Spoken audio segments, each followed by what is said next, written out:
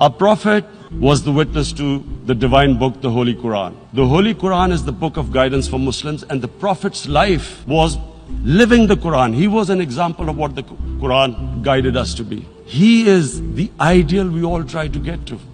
The Prophet created the state of Medina, the first state in Islam. That state was the basis of a Muslim civilization which became the predominant civilization for the next 700 years. And what was that state? I hear such strange things about Islam, that it is against women, it's against minorities. The first state of Islam in Medina, it was the first time a welfare state was set up. The state took responsibility of the weak, widows, orphans, poor people, handicapped. It taxed the rich, spent the money on the poor. The state announced that all human beings are children of Adam, hence equal, whatever the color of their skin. And slavery, the whole system depended on slavery, as it did for many years in the Western societies. The Prophet said that one of the greatest deeds is to free a slave.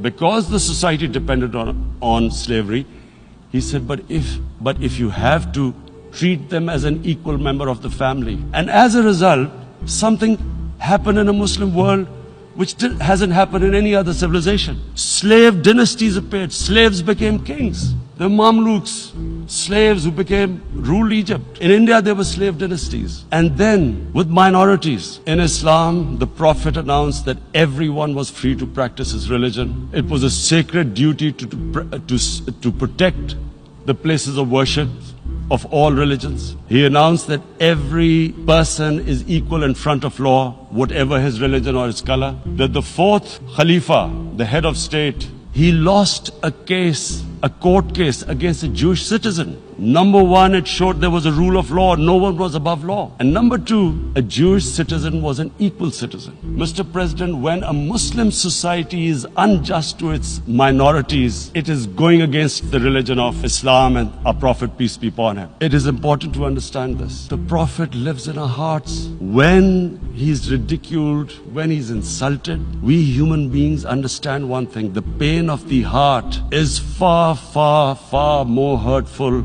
than physical pain. And that's why the Muslims react. Having lived in the Western community, people didn't understand this. When I first went as a teenager to England, there was a comedy film on Jesus Christ. It's unthinkable in Muslim societies. So we need to explain that, look, in a human community, we must be sensitive to what causes pain to other human beings. In the Western society, and quite rightly, the Holocaust is treated with sensitivity because it gives the Jewish community pain. That's all we ask. Do not use freedom of speech to cause us pain by insulting our Holy Prophet. That's all we want.